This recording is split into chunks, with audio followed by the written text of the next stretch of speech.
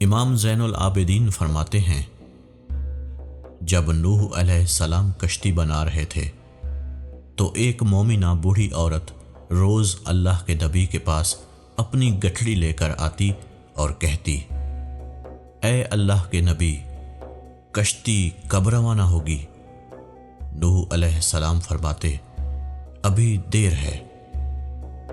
وہ عورت شام تک بیٹھی رہتی اور پھر اٹھ کر چلی جاتی۔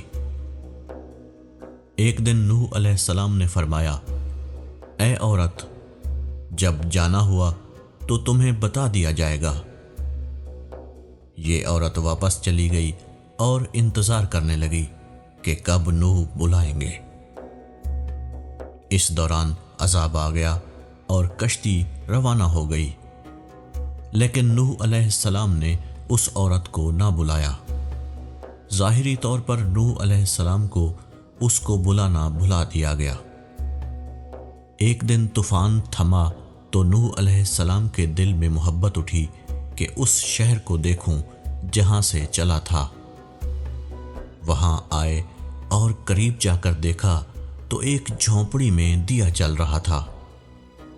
نوح علیہ السلام یہ دیکھ کر چونک گئے کہ روئے زمین پر کوئی ایسا گھر بھی ہے کہ اتنے عظیم طوفان کے بعد بھی جس میں چراغ جل رہا ہے۔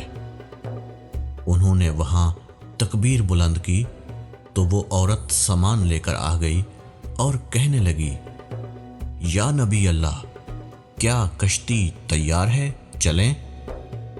نوح علیہ السلام نے حیرت سے اس کو دیکھا اور کہا، رکو بڑھیا، کیا تمہیں کچھ بھی پتہ نہیں چلا؟ وہ کہنے لگی، یا نبی اللہ، کیا نہیں پتہ چلا؟ کہا، اتنا بڑا سیلاب آیا، بارش آئی، تمہیں کچھ بھی پتہ نہیں چلا؟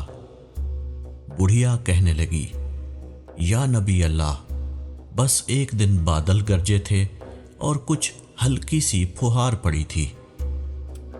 نوح علیہ السلام حیران ہو کر آسمان کی طرف دیکھنے لگے اور کہا، میرے اللہ، یہ کیا ماجرا ہے؟